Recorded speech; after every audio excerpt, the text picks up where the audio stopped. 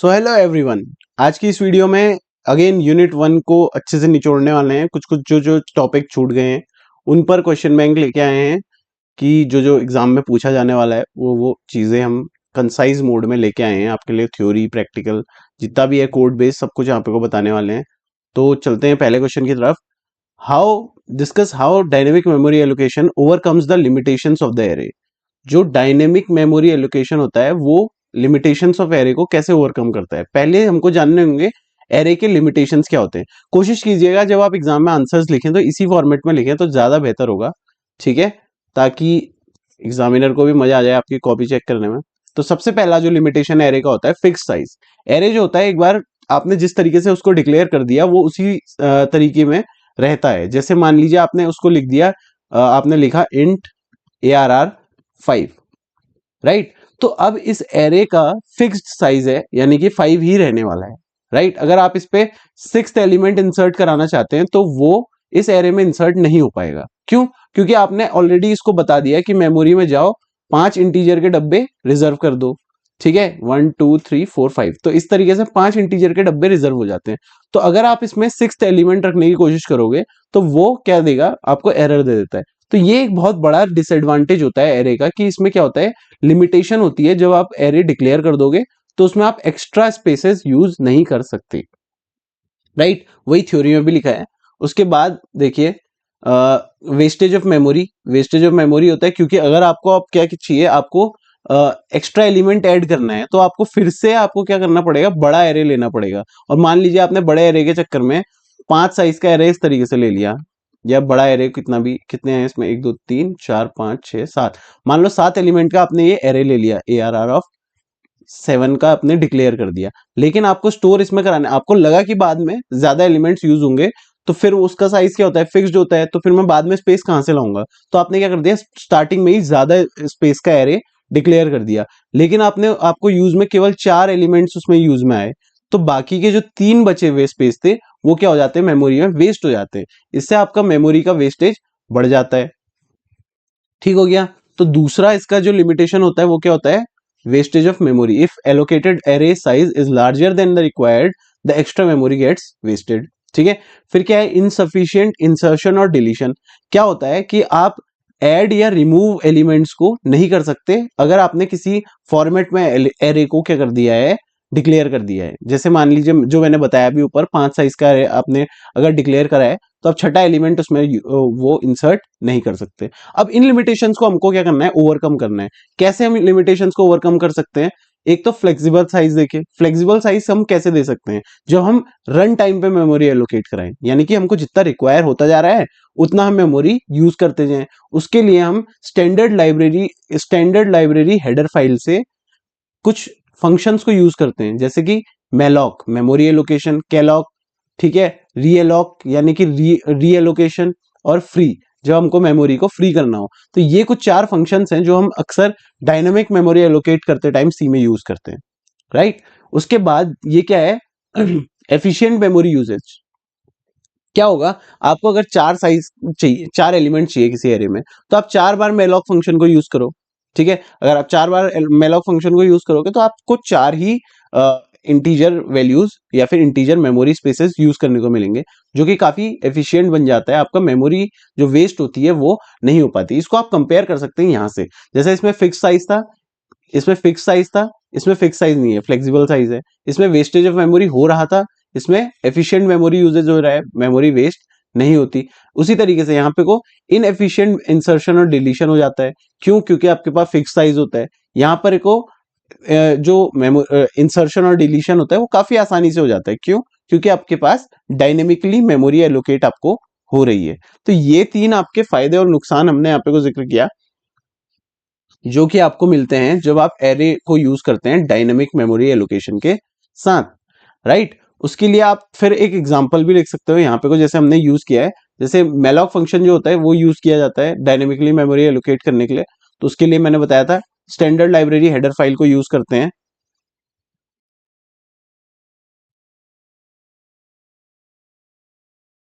तो standard library header file में malloc का जो फंक्शन प्रोटोटाइप होता है वो होता है। इसको यूज करने का तरीका क्या होता है, आप क्या पास करते हो, कितना आपको साइज चाहिए मेमोरी में।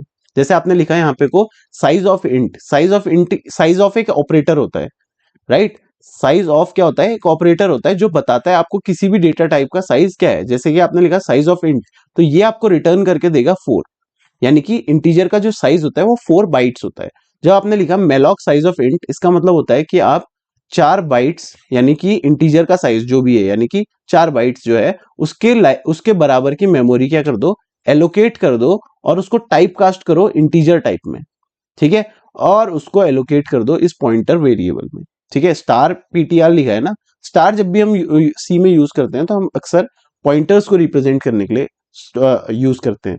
फिर आप इस पे एक मेमोरी स्टोर करा दो, स्टार पीटीआर में आपने 10 स्टोर करा दिया, इस तरीके से आपने मेलॉक फंक्शन का यूज कर दिया, ठीक है। आप अपना अगर आप परसेंटाइल डी पीटीआर को प्रिंट कराते हो तो ये आपको आउटपुट में दे देगा 10, और आप फ्री पीटीआर करोगे तो ये जो मेमोरी में आपने पीटीआर नाम का डब्बा बनाया था, ठीक है, इस पे आपने क्या स्टोर कराया था 10, फिर इसको आपने प्रिंट कराया, जैसे ही आपने फ्री पीटीआर कॉल करा तो ये पीटीआर नाम का डब्बा गायब हो जाता है मेमोरी से, यानी खाली हो जाता है। इस तरीके से आप मेमोरी को यूज करते हैं डायनेमिकली, ठीक है। तो ये काफी एफिशिएंट होता है एज कंपेयर टू जो जनरल एरे फॉर्म होता है उसके, ठीक है। दूसरे क्वेश्चन की तरफ को बढ़ते हैं। क्या है, explain the concept of using the concept of recursion, write a program to generate Fibonacci series up to n. ये काफी प्लेसमेंट ओरिएंटेड में भी काफी, ये जो फिबोनाची का कंसेप्ट है काफी ज्यादा पूछा जाता है जब आप इंटरव्यूज देते हो ये वो, और आप एग्जाम में भी, एग्जाम पॉइंट ऑफ व्यू में भी रिकर्जन के थ्रू फिबोनाची सीरीज काफी ज्यादा बार पूछा जाता है। देखते हैं काम कैसे कर रहे हैं। अच्छा, फिबोनाची सीरीज की जब आप बात कर रहे हो तो फिबोनाची सीरीज होती क्या है, जिसका अगला टर्म आने पिछले दो टर्म का सम होता है।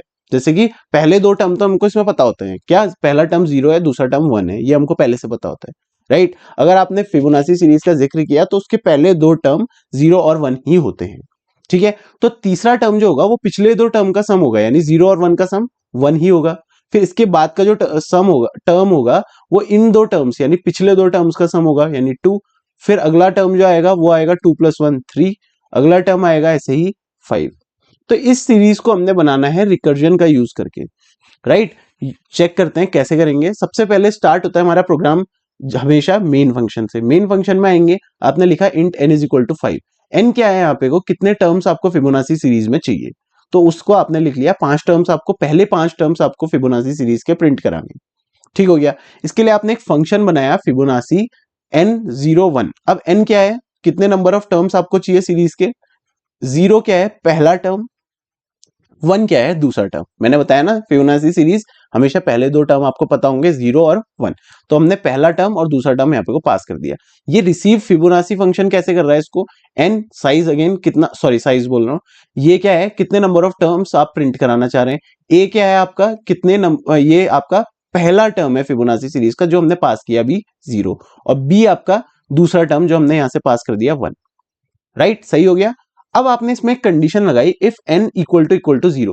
ये आपको थोड़ा देखने में अजीब सी लग रही होगी, लेकिन इसको ऐसे भी लिखा जाता है। क्यों, क्योंकि अगर आपका कोई भी जो ब्लॉक, चलो आसान भाषा में बात करता हूं, जब भी आप लूप्स लगाते हो, जब भी आप कंडीशनल स्टेटमेंट्स लगाते हो, जैसे फॉर लूप लगाया, वाइल लूप लगाया, या कंडीशनल स्टेटमेंट्स जैसे इफ लगाया, एल्स लगाया, अगर इनके अंदर आपका एक ही स्टेटमेंट होता है तो आप कर्ली ब्रेसेस अक्सर नहीं लगाते हो। ये एक्चुअल में मैंने लिखा है इफ n = 0, तो मैंने कहा है इसको रिटर्न, ठीक है, ऐसे लिखा है, ठीक है। लेकिन रिटर्न इफ के अंदर का केवल एक फंक्शन है, तो मैंने इसको एक ही लाइन में लिख लिया, तो ये भी कोई गलत नहीं होता है, ठीक है। तो आप कंफ्यूज मत होइएगा, ये थोड़ा एफिशिएंटली दिखता है तो मजा आता है देखने में, तो बस उसलिए लिख दिया है। अब मैंने इसको कंडीशन दी है रिकर्जन, या अब हमको रिकर्जन से सॉल्व करना था। रिकर्जन क्या होता है, जब आपने एक फंक्शन बनाया और वो खुद को ही कॉल कर रहा है, जैसे हमने यहाँ पे को एक फंक्शन को कॉल करा है यहाँ पे को, राइट। अब जब फंक्शन के अंदर ही फंक्शन को कॉल कर दिया जाए, ठीक है, इसको बोलते हैं रिकर्जन। समझ में आ रहा है, जब फंक्शन के अंदर ही फंक्शन को कॉल कर दिया जाए तो उसको हम क्या कहते हैं, रिकर्जन कहते हैं। जो कंसेप्ट हम यहाँ पे को लगाने वाले, हमने एक चीज यहाँ पे को लगा दी, अगर n की वैल्यू 0 होती है तो ये यहाँ पे को फंक्शन से बाहर आ जाएगा, वापस कंट्रोल चले जाएगा मेन फंक्शन में, राइट। ये यहाँ पे को हमने कंडीशन इसको दी है, ठीक है। ये चेक करेगा, स्टार्टिंग में हमने n की वैल्यू कितनी पास की है यहाँ पे को 5, ठीक हो गया। n की वैल्यू स्टार्टिंग में पास कर दी 5, इसने चेक किया 5 इक्वल टू 0 है, नहीं है, तो ये स्टेटमेंट रिटर्न स्टेटमेंट एग्जीक्यूट नहीं होगा। ये एक वॉइड फंक्शन है, तो हमने रिटर्न के साथ कोई भी वैल्यू पास नहीं कर रहे हैं, ठीक है। वॉइड जो होता है वो कुछ भी रिटर्न में नहीं देता है, इसलिए हमने यहाँ पे को रिटर्न के साथ कुछ भी नहीं लिखा है, ठीक है। उसके बाद मैंने क्या लिखा है, प्रिंट परसेंटाइल डी ए क्या बताया था मैंने, ए है आपका पहला टर्म, तो आपने पहले टर्म को यहाँ पे को प्रिंट करा दिया, तो आपको आउटपुट में क्या मिल रहा होगा, आउटपुट में आपको मिल रहा होगा 0, राइट। ए प्रिंट करा दिया, ए क्या है स्टार्टिंग में 0 है, ठीक है।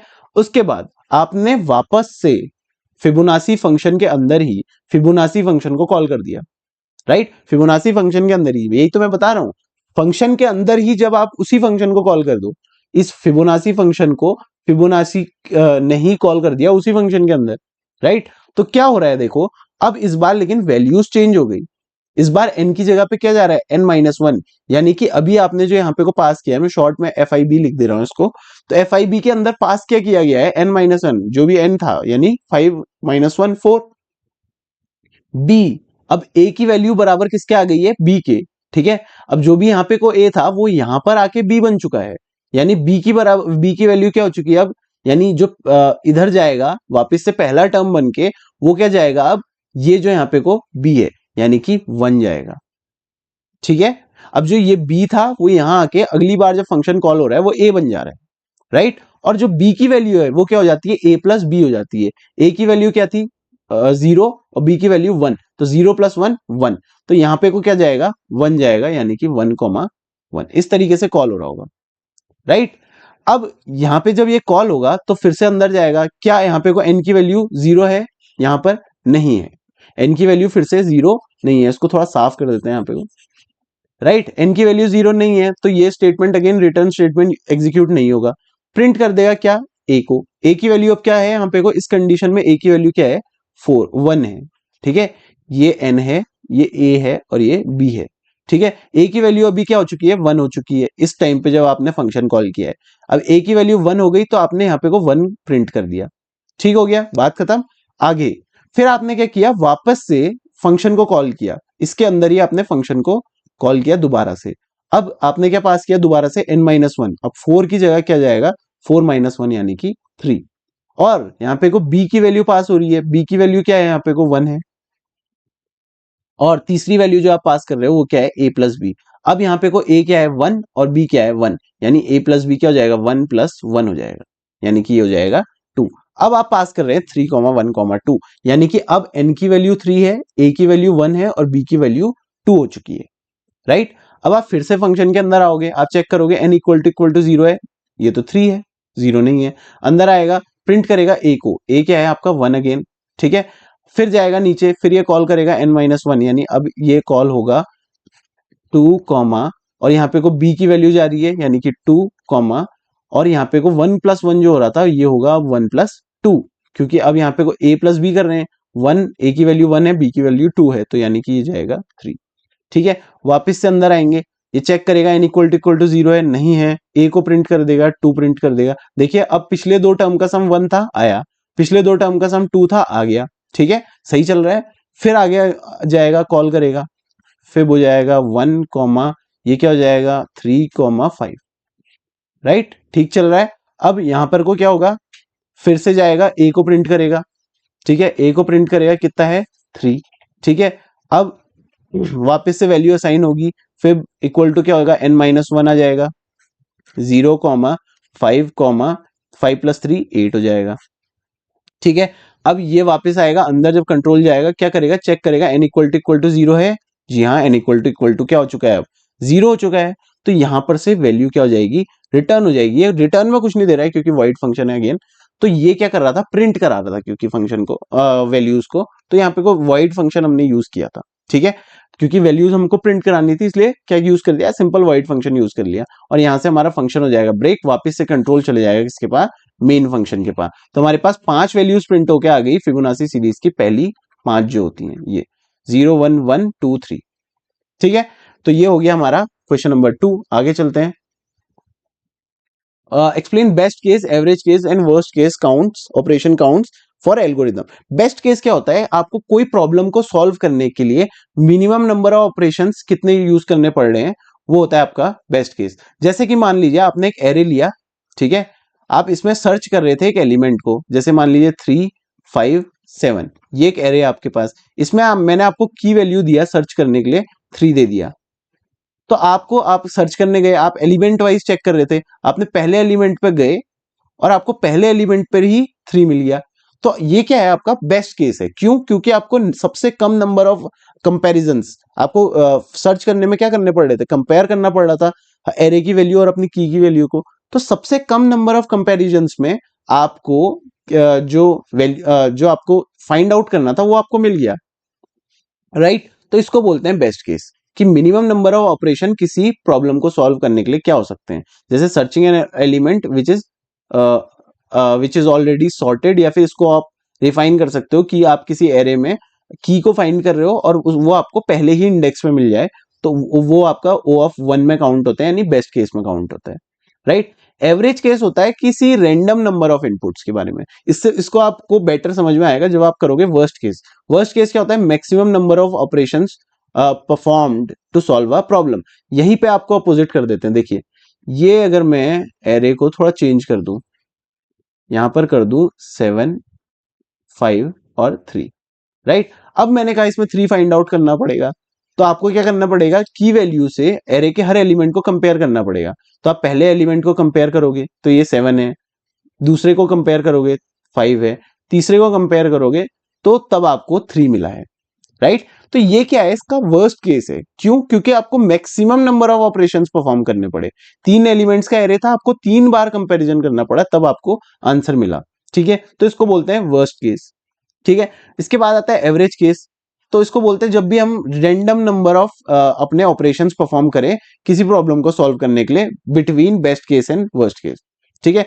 बेस्ट केस और वर्स्ट केस के बीच में कोई भी रैंडम नंबर ऑफ ऑपरेशंस हमको परफॉर्म करना पड़े किसी प्रॉब्लम को सॉल्व करने के लिए, उसको बोलते हैं हम एवरेज केस बोलते हैं, ठीक है। लीनियर सर्च की टाइम कॉम्प्लेक्सिटी आप उसमें देख सकते हैं, जैसे मैंने बताया फर्स्ट बेस्ट केस क्या होगा, आपको 0 इंडेक्स पर ही आपका की वैल्यू मिल जाए, ठीक है। एवरेज केस और इसको O ऑफ n से दर्शाते हैं, जब आपको कितने भी, मतलब किसी भी बीच में कहीं पे एलिमेंट मिल रहा हो। वर्स्ट केस हो जाएगा आपका, अगेन ये O ऑफ 1 में ही काउंट होता है, इसके लिए आपको कॉम्प्लेक्सिटी थोड़ा सीखनी पड़ेगी। यहाँ पर याद कर लीजिए कि O ऑफ n यहाँ पे को कॉम्प्लेक्सिटी निकलती है बेस्ट केस और average case, sorry worst case और एवरेज केस की लीनियर सर्च की जब हम कॉम्प्लेक्सिटी फाइंड कर रहे होते हैं। इसके बाद वाला क्वेश्चन है लीनियर सर्च, सॉरी क्या है, लीनियर डेटा स्ट्रक्चर को एक्सप्लेन करना है हमने एग्जांपल्स यूज करके। तो लीनियर डेटा स्ट्रक्चर्स क्या होते हैं, जहां पे को हमारा जो एलिमेंट्स हैं या फिर हमारा डेटा है वो एक सिक्वेंशियली ऑर्डर में अरेंज होता है।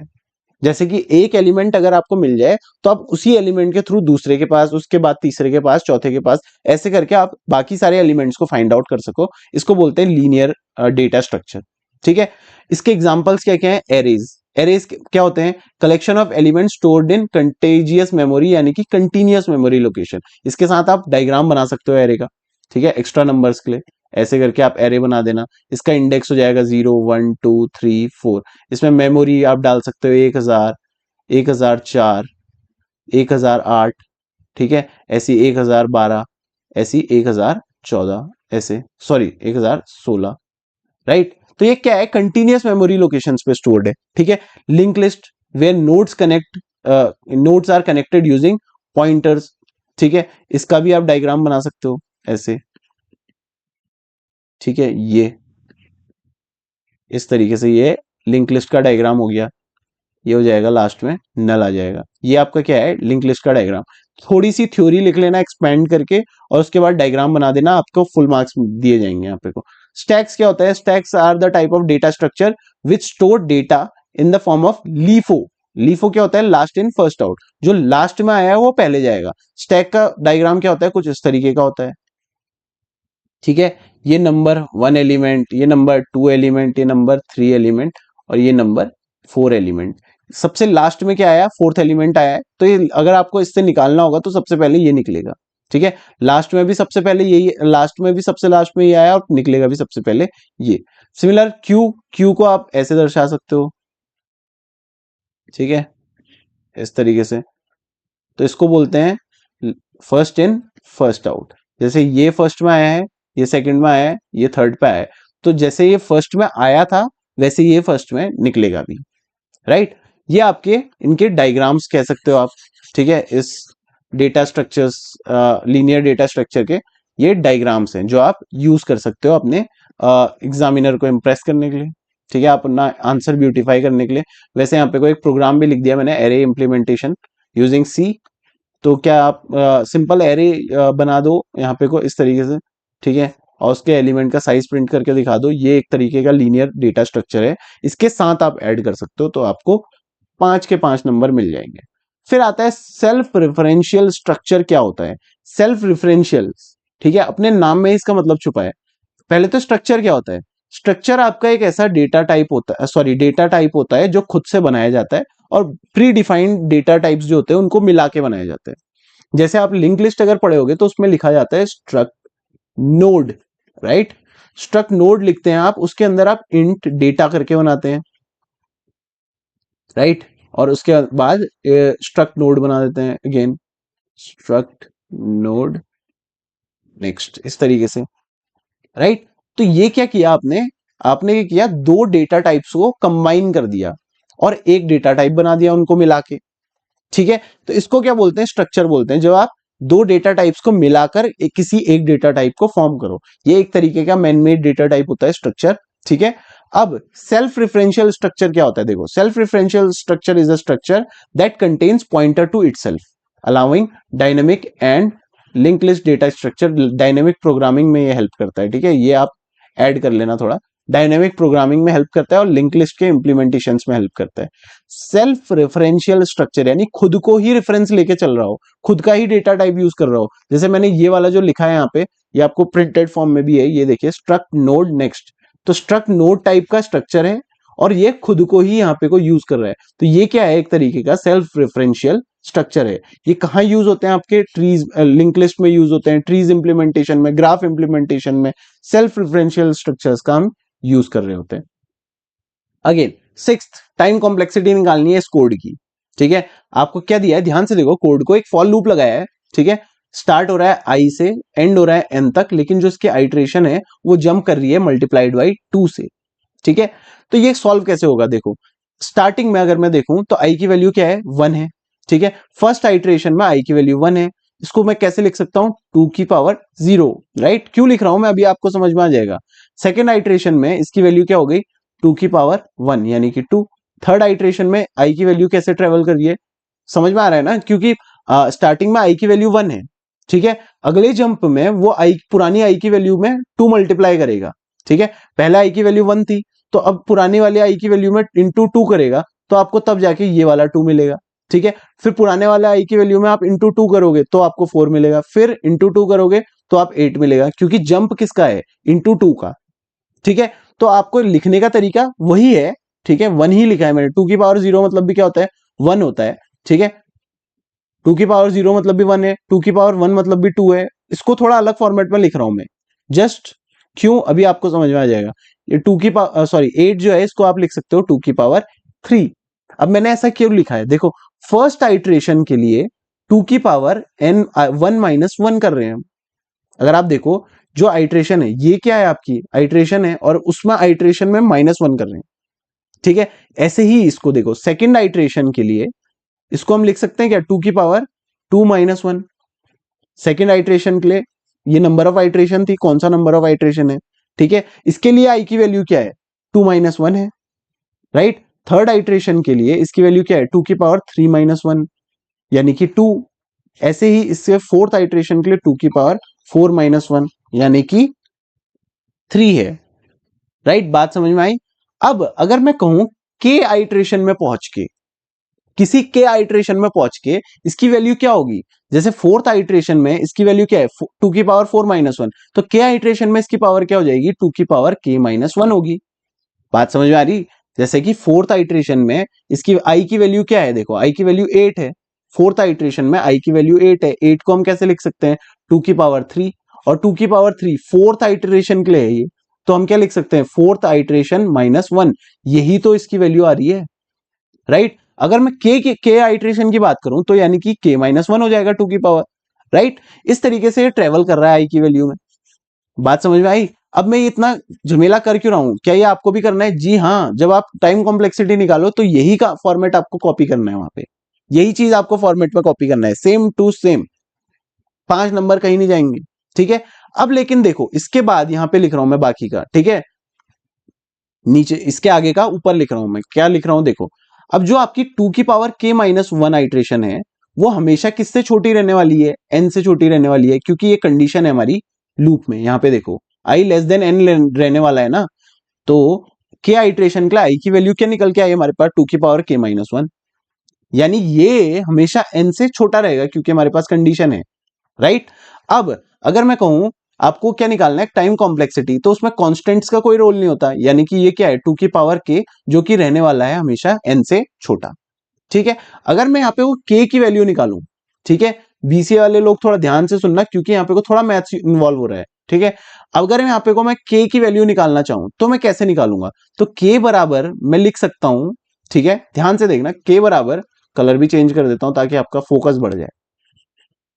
देखो k बराबर, मैं k लेस देन, ठीक है, मैं k की वैल्यू निकाल रहा हूं, मैं लिखूंगा log, और जिसकी पावर में k था उसको मैं डाल दूंगा बेस में, और जिससे छोटा था उसको मैं डाल दूंगा ऑफ लॉग में। यानी जो ये k की वैल्यू, जब हम इससे k की वैल्यू निकाल रहे होंगे तो k क्या हो जाएगा? ये हो जाएगा k less than log 2 of n, और यही log 2 ऑफ n मैंने क्या निकाला है? log 2 ऑफ n, ये आपकी कॉम्प्लेक्सिटी होने वाली है। अगर आप ऐसा लिखोगे तो आपको कितने नंबर मिलेंगे? 5 आउट ऑफ 5, राइट। समझ में आया? सिंप्लीफाई करने की मैंने कोशिश तो की, आप देख लेना, रिवाइंड करके आप देख सकते हो, ठीक है। उसके बाद कंसेप्ट ऑफ सर्चिंग समझाइए और उसके टाइप समझाइए। सर्चिंग क्या होता है? किसी भी की वैल्यू को एक एरे में या किसी भी डेटा स्ट्रक्चर में फाइंड करने का एक तरीका होता है। सर्चिंग क्या होता है? ढूंढना। अगर आप किसी भी की वैल्यू को किसी पूरे डेटा स्ट्रक्चर्स के एलिमेंट्स में घूम घूम के ढूंढ रहे हैं तो वो क्या है? सर्चिंग कहलाता है। दो टाइप की सर्चिंग होती है हमारे पास, लीनियर सर्च क्या होता है? जब हम अपनी की वैल्यू को, यानी जिस एलिमेंट को हम ढूंढ रहे हैं उसको अपने डेटा स्ट्रक्चर के हर एलिमेंट से आप कंपेयर कराते हुए जा रहे हो। जैसे कि ये आपके पास एक डेटा स्ट्रक्चर है 5 7 8 3 2, इसमें आप ढूंढ रहे हो 2 को, मान लो। तो लीनियर डेटा स्ट्रक्चर में क्या होगा? इस 2 को, ये हमारा की है, ठीक है, की बोलते हैं जिसको हम ढूंढ रहे हो, उसको की बोलते हैं। इसको हम क्या करते हैं? हर एलिमेंट के साथ कंपेयर कराते हैं। क्या ये इक्वल टू 2 है? नहीं है। क्या ये इक्वल टू 2 है? ये। क्या ये इक्वल टू 2 है? क्या ये इक्वल टू 2 है? क्या ये इक्वल टू 2 है? हाँ, तो इसका इंडेक्स हम रिटर्न करा देते हैं। कुछ इस फॉर्मेट में ये linear data structure, sorry, linear search काम कर रहा होता है, जब हम की को हर एलिमेंट के साथ कंपेयर कराते हैं, राइट, इस फॉर्मेट में। तो ये क्या हो जाता है आपका? की को ढूंढना, यानी सर्च, लीनियर सर्च कहलाता है, ठीक है। लीनियरली हम हर एलिमेंट पे जा जाके ढूंढ रहे होते हैं। इसी का अपोजिट, इसकी कॉम्प्लेक्सिटी क्या होती है? O ऑफ n होती है, ठीक है। 2 पॉइंट्स मिल गए आपको लीनियर सर्च में लिखने के लिए। क्या? When you compare your key value with each and every element of your data structure to find its index is known as linear search, its complexity is O of n, right. फिर आता है दूसरा type इसका, binary search. जब हम क्या करते हैं? सर्च करते हैं डिवाइड एंड कॉन्कर टेक्निक से। कैसे? मान लो आपके पास ये एरे है, अगेन ये जो मैं बता रहा हूं ये अपनी भाषा में लिख लेना, ठीक है। पहली चीज आप लिखोगे, binary search only works in sorted array, ठीक है। Binary search only works in sorted arrays, ठीक है, पहली चीज, ठीक है। अगर अनसॉर्टेड एरे है, यानी कि आपका किसी असेंडिंग फॉर्म या डिसेंडिंग फॉर्म में है, तो वहां पे को आप बाइनरी सर्च नहीं लगा सकते, ये ध्यान में रखना, ठीक है। पहला पॉइंट क्या आएगा? Binary search only works for sorted data structures, ठीक है, या सीक्वेंशियली इंक्रीजिंग और सीक्वेंशियली डिक्रीजिंग डेटा स्ट्रक्चर्स, पहला पॉइंट। दूसरा, it follows divide and conquer technique, और इसकी complexity is less than linear search, that is O of log n, right. 3 points मैंने आपको दे दिए। काम करने का तरीका अगर आपको समझना है तो देख लो। मान लो आप सर्च कर रहे हो इसमें 3, तो ये क्या करता है? इसके पहले मिड एलिमेंट को सर्च करता है। मिड एलिमेंट इसका क्या होगा? इसका मिड एलिमेंट आएगा पहले, कितने हैं एलिमेंट्स इसमें? 0 1 2 3, तो इसका मिड एलिमेंट आएगा 3/2 यानी कि 1। तो यहां पर सबसे पहले चेक करेगा क्या मिड इक्वल टू हमारा एलिमेंट है? हाँ, तो इसने सीधा डायरेक्ट हमको रिटर्न दे देता है, मिड पे आपका वैल्यू रखा हुआ है। ठीक है, पूरा एरे में घूमने की जरूरत इसको नहीं पड़ती है, सीधा ये चेक करता है क्या एरे के मिड में आपकी वैल्यू है, अगर है तो रिटर्न करता है, नहीं है तो फिर उसके ऑर्डर पे सर्च करता है। ठीक है, उसके बिहाफ पे, अगर मिड से बड़ी है तो राइट साइड में सर्च करेगा, मिड से छोटी है तो लेफ्ट साइड में सर्च कर लेता है। इसकी कॉम्प्लेक्सिटी लीनियर सर्च से कम होती है, मैं बता चुका हूँ, O ऑफ log n होती है। ठीक है, लीनियर सर्च का मैंने यहाँ पे कोड भी आपके लिए लिख दिया है, देखो इंट लीनियर सर्च, आपके पास सर्च में आ रहा है एरे की जो आपको ढूंढनी है और इस एरे का साइज। ठीक है, देखो for int i is equal to 0, i less than n तक चलेगा, आई प्लस प्लस हो रहा होगा। ARR ऑफ आई यानी कि इंडेक्स आप किसी एलिमेंट वाइज ट्रेवर्स करते टाइम इक्वल टू चेक करते हो की के बराबर है कि नहीं है, अगर है तो वहीं पे आप उस इंडेक्स को रिटर्न करा देते हो, और इस इंडेक्स को रिटर्न पे पकड़ने के लिए कोई इंडेक्स वैल्यू होती है और इसको आप प्रिंट करा सकते हो। इस तरीके से आप एलिमेंट ढूंढते हो लीनियर सर्च के लिए। ठीक है, इसी फॉर्मेट में लिखना जिस तरीके से मैं बता रहा हूं। ठीक है, अच्छे नंबर आएंगे, गारंटी है। उसके बाद अगला, अगेन टाइम कॉम्प्लेक्सिटी कैलकुलेट करनी है। सेम क्या हो रहा है, अब उल्टा हो रहा है, देखो डिवाइड कर रहे हैं हम, उधर मल्टीप्लाई कर रहे थे, इधर डिवाइड कर रहे हैं, सेम फॉर्मेट लगाएंगे। देखो क्या है हमारा लूप, देख लेते हैं थोड़ा। ठीक है, देखो लूप हमारा क्या है, for int i equal to, अभी n था राइट, आई कहां तक चल रहा है, ग्रेटर देन इक्वल टू 1 तक चल रहा है, और आई क्या हो रहा है यहाँ पे को माइनस माइनस हो रहा है या डिवाइड बाई 2 हो रहा है, आई गेस, जी हाँ आई डिवाइड बाई 2 हो रहा है राइट, आई हमारा क्या हो रहा है, डिवाइड बाई 2, इस तरीके से राइट। इस लूप के अंदर हम कुछ भी करा रहे हैं, हमको उससे मतलब नहीं है। ठीक है, चलो लिख लेते हैं आपके खुशी के लिए, प्रिंट एफ हेलो मैं करा रहा हूं इसके अंदर राइट। वहां पे कोई एस की वैल्यू और ये सब दिया है, उससे हमें कोई लेना देना नहीं है, हमको कॉम्प्लेक्सिटी निकालने के लिए केवल इस पार्ट में देखना पड़ता है, इस पार्ट में कैसे काम कर रहा है। Again iteration number 1, iteration number 1, ये क्या है, आइट्रेशन नंबर 1, आइट्रेशन नंबर 1 में आई की वैल्यू क्या होने वाली है, इक्वल टू एन होने वाली है राइट। आइट्रेशन नंबर 1 में एन की वैल्यू क्या होने, आई की वैल्यू क्या होने वाली है, एन होने वाली है। आइट्रेशन नंबर 2 में आई की वैल्यू क्या होने वाली है, अब जो पुरानी आई की वैल्यू थी उसको डिवाइड कर दो 2 से, यानी पुरानी आई की वैल्यू क्या थी, एन, इसको डिवाइड कर दो, एन बाई 2 हो जाएगी। यही तो हमको बोल रहा है लूप। आइट्रेशन 3 में आई की वैल्यू क्या हो जा रही है, पुरानी आई की वैल्यू डिवाइडेड बाई 2 यानी एन बाई 4 हो जाएगा। पुरानी वैल्यू क्या थी, एन बाई 2, उसको डिवाइड किया है किससे, एन बाई डिवाइड बाई 2 कर दिया, पुरानी एन बाई 2 थी उसको भी डिवाइड कर दिया 2 से, तो एन बाई 4 हो गया। आइट्रेशन नंबर 4 में ध्यान देना, आइट्रेशन नंबर 4 में अभी ये क्या हो जाएगा, एन बाई 8, क्योंकि हाफ होता जा रहा है। ऐसे ही अगर मैं पहुंचूंगा आइट्रेशन नंबर के में, किसी के आइट्रेशन में पहुंचूंगा तो आई की वैल्यू मेरे पास क्या आएगी, ये हमको निकालना है। सबसे पहले कैसे चल रहा होगा, देखो इसको मैं अगर लिखने की कोशिश करूं तो ये क्या हो रहा है, एन बाई 2 की पावर 0, वही फॉर्मेट है। यहां पे क्या हो रहा है, एन बाई 2 की पावर 1, यहां पर को क्या हो रहा है, एन बाई 2 की पावर 2, यहां पर को क्या हो रहा है, एन बाई 2 की पावर 3। इसी फॉर्मेट में लिखेंगे क्या, ऐसे ही लिखेंगे, बिल्कुल सेम टू सेम छाप के आ जाना। ठीक है, ये क्या है, अब देखो ये क्या लिखा है, हाँ n डिवाइडेड बाई 2 की पावर 1 माइनस 1। ठीक है, ये क्या लिखा है, n की पावर, n डिवाइडेड बाई 2 की पावर 2 माइनस 1। ये क्या लिखा है, n डिवाइडेड बाई 2 की power 3 minus 1, n divided by 2 की पावर 4 माइनस 1 राइट। इस फॉर्मेट में चल रहा है ना, देखो 3 है तो 4 माइनस 1 है, 3 कहाँ है, हाँ 2 की पावर 3 है तो 4 माइनस 1 है, 2 है तो 3 माइनस 1 है, 1 है तो 2 माइनस 1 है। ये 1 2 3 जो मैंने लिखा है ये क्या है एक्चुअल में, ये देखो ये जो ये वाले नंबर हैं, क्या ये जादू से प्रकट हुए हैं, ये बिल्कुल जादू से प्रकट नहीं हुए हैं। तो आप ध्यान से देखोगे, अगर ये 1 दिखा रहा है कि ये पहला आइट्रेशन है, ये यहां पर का सेकेंड आइट्रेशन कहां पे रिफ्लेक्ट हो रहा है, इस पावर ऑफ 2 में, ये 3 कहां पे है, थर्ड आइट्रेशन का, ये 4 क्या है, फोर्थ आइट्रेशन का। तो ऐसे ही अगर हम के आइट्रेशन की बात करेंगे तो ये क्या हो रहा होगा, n बाई 2 की पावर k माइनस 1, और हमको यहां पे कोई कंडीशन दी है कि कुछ भी हो जाए ये लूप इसी कंडीशन तक चलेगा।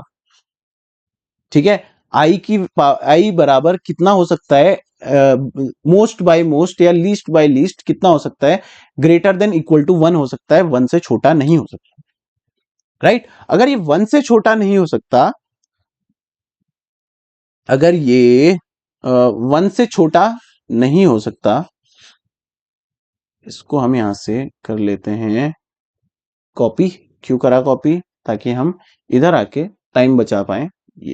ये कर दिया मैंने पेस्ट, ठीक है। हमारे पास एक कंडीशन उसने दी है कि आई जो है वो हमेशा ग्रेटर देन इक्वल टू रहेगा 1 के, यानी कि जो ये हमारे पास निकाला है हमने इतना मेहनत से, ये भी जो है n बाई 2 की पावर k माइनस 1 जो है ये हमेशा ग्रेटर देन इक्वल टू रहेगी 1 के, राइट। सही बात है। जो ये मैंने लिखा है आपको दिख रहा है या नहीं दिख रहा, मुझे थोड़ा सा डाउट है, तो इसकी मैं थिकनेस बढ़ा देता हूं थोड़ी सी, राइट। तो जो आई की वैल्यू मैंने यहाँ पे को निकाली है, आई की वैल्यू क्या है यहाँ पे को, n डिवाइडेड बाई 2 की पावर k माइनस 1, ये भी हमेशा ग्रेटर देन इक्वल टू 1 ही रहेगा, क्योंकि हमारे पास ऐसी टर्मिनेशन कंडीशन मिली है लूप में, ठीक है। क्यों मिली है, कैसे मिली है, हमको नहीं पता, लूप में दिया है, ठीक है। तो मैं ये जो डिनोमिनेटर है इसको राइट साइड शिफ्ट कर दूं तो ये तब भी ट्रू होगा, ठीक है। देखो n होता है बस, ठीक है। अगर किसी को मैथ में दिक्कत हो रही तो बस ये मान के चलो होता है ऐसा, ठीक है। ये जो डिनोमिनेटर है इसको मैंने यहां शिफ्ट करा तो ये न्यूमरेटर बन जाएगा, यानी इनटू में आ जाएगा, और इसको किसी भी चीज को नंबर को 1 से मल्टीप्लाई करो तो वही नंबर आपको आउटपुट में मिलता है, राइट। 2 की पावर k माइनस 1 इंटू 1, तो क्या होगा 2 की पावर k माइनस 1, राइट। तो कंडीशन वही आ गई। अब हम कॉम्प्लेक्सिटी निकाल रहे हैं तो ये -1 का यहाँ पे कोई काम नहीं है, तो ये 2 की पावर k माइनस 1 को हम सिंपल क्या लिख सकते हैं, यहाँ पे को सिंपल 2 की पावर k लिख दो, क्योंकि कांस्टेंट्स का कोई रोल नहीं होता टाइम कॉम्प्लेक्सिटी निकालने में, तो ये हो जाएगा 2 की पावर k। अब ध्यान देना वही काम कर रहा हूं मैं जो पीछे किया था, k की वैल्यू निकालूंगा तो क्या हो जाएगा, देखो ध्यान से देखो, k की वैल्यू अगर मैं निकालूंगा तो ये क्या हो जाएगा, इधर साइड देखना, यहां पे तो k equal to greater than, k की वैल्यू निकाल रहा हूं मैं, क्या हो जाएगा देखो, log आ जाएगा, ठीक है। जब भी हम जो पावर है उसकी वैल्यू निकालते हैं तो कैसे निकालते हैं, सीधा सीधा दूसरे साइड लिख देते हैं log, और जिसकी भी वो पावर में होता है, यहाँ पे किसकी पावर में है 2, वो बन जाता है log का बेस, और जिसके बराबर या ग्रेटर देन जो भी अपोजिट साइड होता है उस वो आ जाता है उसके ऑफ में, यानी k क्या है, k की वैल्यू यहाँ पे को क्या जा सकती है, या तो छोटी हो सकती है या बराबर हो सकती है log 2 ऑफ n के, यानी उस लूप की जो कॉम्प्लेक्सिटी निकल के आई है, इस लूप की जो कॉम्प्लेक्सिटी निकल के आई है वो क्या आई है, log ऑफ n किसका बेस 2, इसको आप लिख देना कैसे, o of log 2 base n, ऐसे कैसे, क्या ये हमको पूरा लिखना पड़ेगा, जी हाँ ये पूरा लिखना पड़ेगा, तब आपको 5 नंबर मिलेंगे, ये पूरा कैलकुलेशन है टाइम कॉम्प्लेक्सिटी निकालने का, ठीक हो गया।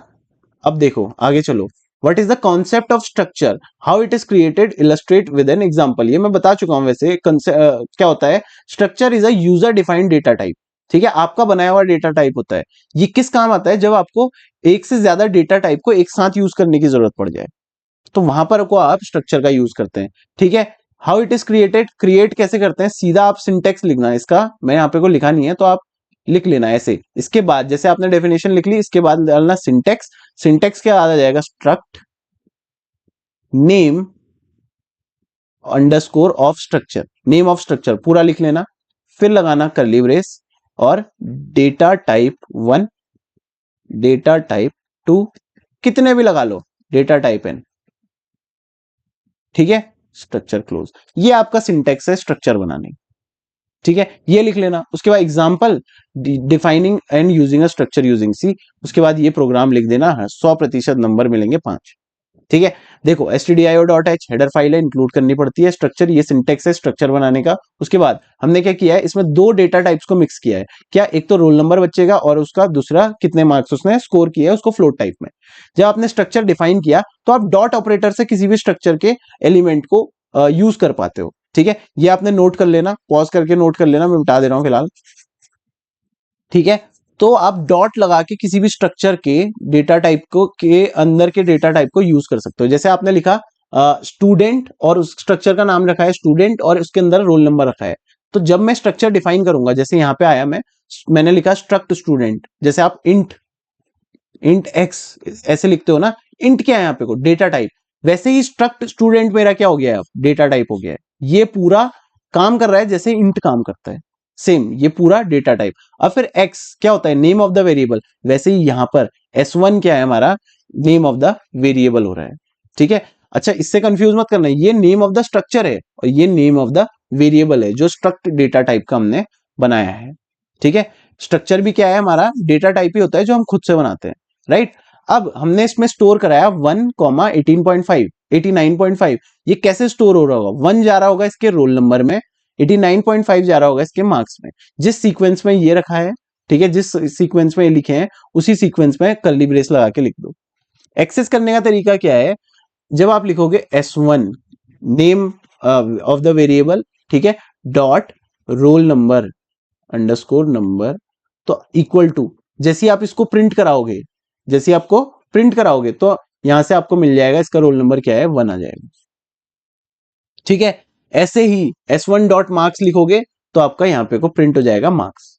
इसका प्रिंट का सिंटेक्स देख लेना, आपने क्या लिखा है, 2 परसेंटाइल डी लगाए हैं, ये रोल नंबर ये वो खाली शो ऑफ के लिए है। ठीक है, दूसरा परसेंटाइल F लगाया है, परसेंटाइल डी क्या प्रिंट कर रहा है, S1 डॉट रोल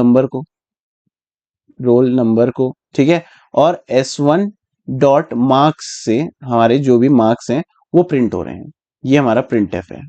ठीक है, अगर आपको समझने में वहां से दिक्कत हो रही है तो इस तरीके से आप लिख देना सिंपल। ठीक है, ये इतनी कहानी नहीं लिखनी है, तो सिंपल अगर ये भी लिख दोगे तो नंबर मिल जाएंगे। ठीक है, ये ऑटोमेटिकली जाएगा स्ट्रक्चर के अंदर, रोल नंबर नाम का वेरिएबल ढूंढेगा, उसमें क्या है 1, तो प्रिंट कर देगा 1, और S1 डॉट मार्क्स, मार्क्स में क्या है S1 के F 18.5, ऐसा आपके पास 89.5, ये प्रिंट होके आ जाएगा। ये है इंप्लीमेंटेशन ऑफ स्ट्रक्चर और स्ट्रक्चर का पूरा कंसेप्ट। ठीक है, उसके बाद what are non linear data structures. Non linear data structures क्या होता है, जिसमें सीक्वेंशियली, जैसे लीनियर डेटा स्ट्रक्चर का उल्टा, उसमें सीक्वेंशियली अरेंज थे, इसमें सीक्वेंशियली अरेंज नहीं होते हैं। इसमें या तो हायरार्कियल ऑर्डर में अरेंज होते हैं या सेम ऑर्डर में अरेंज होते हैं, या तो हायरार्कियल ऑर्डर या सेम ऑर्डर, ये दो आप वर्ड लिख सकते हो। ठीक है, इसके टाइप्स होते हैं क्या, ट्रीज और ग्राफ्स। फिर ट्री क्या क्या होता है, एक रूट नोड होती है, ठीक है, और बाकी चाइल्ड नोड होती है, पेरेंट और चाइल्ड रिलेशनशिप में इसमें डेटा स्टोर हो रहा होता है। ठीक है, collection of nodes using vertices and edges, ठीक है, ये हो जाता है हमारा ग्राफ। इसका एग्जांपल आप देख सकते हो, इसका डायग्राम बना देना ऐसे, ये इसको लिख देना ऐसे करके, ये हो जाता है हमारा रूट नोड, इसके ये हो जाएगा ऐसे करके आप बना दोगे, तो यहाँ पे ऐसे, यहाँ पे ऐसे, ये हो जाएगा आपका ये चाइल्ड 1, ये हो जाएगा आपका चाइल्ड 2। यहाँ पे आप स्टोर करा सकते हो 10, 5 और 12 ऐसे, राइट, इस फॉर्मेट में आप लिख सकते हो। ये आपका क्या है, ट्री का डायग्राम है। ऐसे ही ग्राफ का बना देना, ग्राफ में कोई ऑर्डर नहीं होता, ठीक है, ग्राफ में सब सेम ऑर्डर पे होते हैं। ये आपका क्या है, ग्राफ है, एज और वर्टिसेस के हेल्प से मैंने ग्राफ बना दिया है, ये डायग्राम ऑफ ग्राफ है। ठीक हो गया। एग्जाम्पल के तौर पे आप बाइनरी ट्री का एक स्ट्रक्चर बना के दिखा सकते हो, ये कोड लिख देना, काम आए तो, मन करे तो। इसमें आपने क्या बनाया, एक इंट डेटा नाम का डब्बा बनाया, स्ट्रक्ट नोड आपने जब बनाया तो ये इस तरीके से बन जाता है, बस ज्यादा इसमें दिमाग नहीं लगाना। ये लेफ्ट है, ये राइट है, और ये बीच में डेटा पार्ट होता है। ठीक है, ये लेफ्ट को जाने के लिए, राइट को जाने के लिए, जैसे यहाँ पे को लेफ्ट को जाने के लिए, राइट को जाने के लिए, और बीच में क्या है, डेटा, ये 10 यहाँ पे को स्टोर होगा, और लेफ्ट यहाँ पे को इसके लिए है, ठीक है, ये वाले के लिए, और ऐसे ही 12 यहाँ पे के लिए, यहाँ पे को होगा 12, यहाँ पे को होगा 5। ठीक है, ये आपका ट्री का इससे बन रहा है, इस कोड से। ठीक है, समझ में आया, आगे चलते हैं। Explain the following terms, theoretical है, डेटा इंफॉर्मेशन रिकॉर्ड की फाइल एंटिटी, ये आपको डिस्क्राइब करना है। इसके बारे में दो पॉइंट्स अगर आप लिख दोगे तो आपको नंबर्स मिल जाएंगे, 10 मार्क्स का क्वेश्चन है। ठीक है, डेटा क्या होता है, raw fact and figures collected for processing, a valuable input, इसको आप ऐड कर सकते हो, ब्यूटीफाई कर सकते हो अपनी भाषा में। तो क्या होता है, जब आप रैंडम कुछ भी इंफॉर्मेशन नहीं, रैंडम कुछ भी फैक्ट और फिगर उठा लेते हो और अपने पास रख लेते हो, ताकि फ्यूचर में कभी इस पे कुछ इंप्लीमेंटेशन करके, कुछ प्रोसेसेस लगा के, कुछ वैलिड इंफॉर्मेशन इससे बनाना चाहो, तो उसको बोलते हो आप डेटा। ठीक है, एग्जाम्पल, आपने 100 बच्चों के नाम रखे हैं, क्यों रखे हैं पता नहीं, बस 100 बच्चों के नाम है, आपने उनके रोल नंबर्स रखे हैं, क्यों रखे हैं पता नहीं, ठीक है। इमेजेस रखी हैं, 100 इमेजेस रखी हैं, क्यों रखी है पता नहीं, ये क्या है, डेटा है, ठीक है। इससे आप कैसे आप यूज कर रहे हो अभी देखना। इंफॉर्मेशन क्या होती है, जब इस डेटा को प्रोसेस करते हैं हम, ताकि कुछ मीनिंगफुल इंफॉर्मेशन या फिर कुछ मीनिंगफुल उससे बना पाए। जब हम डेटा को प्रोसेस करते हैं, ठीक है, process data for producing meaningful outputs, तो उसको हम क्या बोलते हैं, इंफॉर्मेशन बोलते हैं। एग्जाम्पल, अब जो रैंडम 100 बच्चों के नाम मैंने रखे थे, रैंडम उनके 100 बच्चों के नंबर्स मैंने रखे थे, और रैंडम उनकी इमेजेस रखी थी, मैं क्या किया, उनके टोटल मार्क्स और समिंग द इंडिविजुअल मार्क्स इसके लिए इसको यूज कर लिया, या उनके आईडी कार्ड्स बनाने के लिए उसको यूज कर दिया, एक आईडी कार्ड बना दिया जो कि एक वैलिड इंफॉर्मेशन है एक बच्चे की। उस आईडी कार्ड में क्या होगा, उसका नाम भी होगा, इस तरीके से आईडी कार्ड होगा, ठीक है। यहाँ पे को आपका फोटो हो जाएगा, यहाँ पे को नाम हो जाएगा, यहाँ पे को उसका मोबाइल नंबर हो जाएगा। तो इस रॉ डेटा को, जो जहाँ पे को हमारे पास रैंडम 100 पिक्चर्स पड़ी थी, कहीं आपके पास 100 नाम पड़े हुए थे, ठीक है, कहीं आपके पास 100 नंबर्स पड़े हुए थे, आपको वो किसी काम के नहीं थे, लेकिन मैंने क्या किया, कंबाइन कर दिया जब इन तीनों को, और एक में आईडी कार्ड टाइप का बना दिया। अब ये क्या हो चुका है, मीनिंगफुल हो चुका है, ठीक है। तो ये आईडी कार्ड क्या बन चुका है, आपका इंफॉर्मेशन। ये आप यूज कर सकते हो एग्जाम में लिखने के लिए अपनी भाषा में, ठीक है, अपनी भाषा में, इंग्लिश में, ठीक है, कोई कुमाऊनी में ना लिख के आ जाए। रिकॉर्ड, रिकॉर्ड क्या है आपका, जब आप ये collection of related fields representing a single entity, जब आप क्या कर दो, उनको एक प्रॉपर फॉर्मेट में स्टोर करा दो कहीं पे, ठीक है। जैसे आपने क्या बना दिया, एक एक्सेल शीट बना दी उन सब डेटा की, जिसमें नेम है, रोल नंबर है, मार्क्स है, तो वो आपका रिजल्ट नाम के एक रिकॉर्ड में स्टोर हो जाएगा। तो इसको क्या बोलते हैं, आप रिकॉर्ड बोल देते हैं। फिर की होता है, की होता है जो किसी यूनिक आइडेंटिटी को स्टोर करता है, जैसे कि आपका रोल नंबर है, ठीक है, आपका जो कॉलेज का एडमिशन नंबर होता है, ठीक है, आपका कॉलेज का एडमिशन नंबर यूनिक होगा, वो किसी और कॉलेज के बच्चे से मैच नहीं करता। तो ये आपके पास, ये आपकी एक की है, क्यों, क्योंकि एक यूनिक आइडेंटिफायर होता है जो कि डेटाबेस टेबल्स में स्टोर होता है। जैसे कि मैंने यहाँ पे को बता दिया, admission number of a student क्या होता है, एज अ की तरह आप यूज कर सकते हो। फिर होता है file, collection of various records, ठीक है, उसको क्या बोल सकते हो, फाइल। जैसे आपने स्टूडेंट डॉट टी स्टोर बना दिया एक, उसमें 100 बच्चों की पूरा वैलिड इंफॉर्मेशन आपने उसमें रखी है, उसको बोल सकते हो फाइल। ऐसी ही एंटिटी क्या होता है, एंटिटी होता है रियल वर्ल्ड ऑब्जेक्ट्स और एट्रीब्यूट, जिसको आप इसमें यूज कर रहे हो, प्रोग्रामिंग में यूज कर रहे हो, डेटा स्ट्रक्चर्स में यूज कर रहे हो, डेटा बेसिस में यूज कर रहे हो, उसको बोलते हैं एंटिटी, ठीक है। क्या होता है, रियल वर्ल्ड ऑब्जेक्ट्स और एट्रीब्यूट्स, उसको जैसे कि आपका स्टूडेंट है, स्टूडेंट एक रियल वर्ल्ड एंटिटी है, आपने उसकी इंफॉर्मेशन डिजिटली स्टोर कराई है, तो ये क्या है, एक एंटिटी कहलाती है, ठीक है। उसके बाद सेकंड क्वेश्चन पे चलते हैं। क्या है, limitations of array, how to overcome them, ये मैंने 5 मार्क्स के ऊपर एक्सप्लेन कर दिया है। यही चीज है सेम, ये कोड जो आप यहाँ पे को देख रहे हो, ऊपर वाला कोड ज्यादा इजी है, अगर आप इतना ही लिखोगे अच्छे खासे नंबर आपको दे दिए जाएंगे, ठीक है। उसके बाद अगला क्वेश्चन क्या है, develop a algorithm to find factorial of a number. Factorial of a number क्या होता है, पता ही होगा। फैक्टोरियल ऑफ अ नंबर जिसको नहीं पता, क्या होता है, जैसे मैंने लिखा है 3, और ये एक्सक्लेमेशन मार्क नहीं है, 3 फैक्टोरियल लिखा है, ठीक है, 3 फैक्टोरियल लिखा है, ठीक है। इसका मतलब क्या होता है, जैसे आपने 3 इंटू 2 इंटू 1 कर दो, 3 2 जा 6, 6 1 जा 6, हाँ 6 1 जा 6, तो 3 फैक्टोरियल की वैल्यू क्या आ जाती है, 6 आ जाती है। ऐसी 5 फैक्टोरियल जब आप लिखते हो, इसका मतलब क्या होता है, 5 इंटू 4 इंटू 3 इंटू 2 इंटू 1, 5 4 जा 20, 60, 120, इसका फैक्टोरियल कितना है, 120, ठीक है। अब आपको ये प्रोग्रामिंग से फाइंड आउट करना है, तो कैसे कर पाओगे, ये देखने वाली बात है, ठीक है। और आपका आंसर इंटरेस्टिंग और बढ़िया बनाने के लिए हमने इसको रिकर्जन से किया है यहाँ पे, ठीक है, तो और मजा आने वाला है, देखो बैठ जा भाई। हाँ, तो इसका जो एल्गोरिदम है वो क्या होने वाला है, स्टार्ट, सबसे पहले एल्गोरिदम जब भी आप लिखो, तो ध्यान में रखना कि एल्गोरिदम हमेशा पहला सेंटेंस एल्गोरिदम का होता है स्टार्ट, और लास्ट सेंटेंस आपके एल्गोरिदम का होता है एंड। ध्यान में रखना, स्टार्ट पहला सेंटेंस होता है और एंड आखिरी सेंटेंस होता है, ठीक है। स्टार्ट आपने लिखा, तो दूसरा सेंटेंस क्या होगा, इनपुट अ नंबर, किस नंबर का, वही आपको फैक्टोरियल निकालना है, जैसे 3 लिखा आपने, ठीक है। अब इफ द नंबर इज 0 और 1, तो रिटर्न 1, क्योंकि 0 और 0 फैक्टोरियल इक्वल टू 1 होता है, और 1 फैक्टोरियल भी हमेशा 1 ही होता है, ठीक है। ये दो चीजें आप ध्यान में रख लेना, 0 फैक्टोरियल 1 होता है और 1 फैक्टोरियल 1 होता है। तो आप पहले ही चेक करा दिया, आपने यूजर से नंबर इनपुट लिया n, और उसको चेक करा दिया कि अगर ये n equal to if condition लगा के n इक्वल टू 0 है या n इक्वल टू 1 है, तो हमको वहां पे रिटर्न करा दो 1, राइट, क्योंकि इनका फैक्टोरियल 1 ही होता है।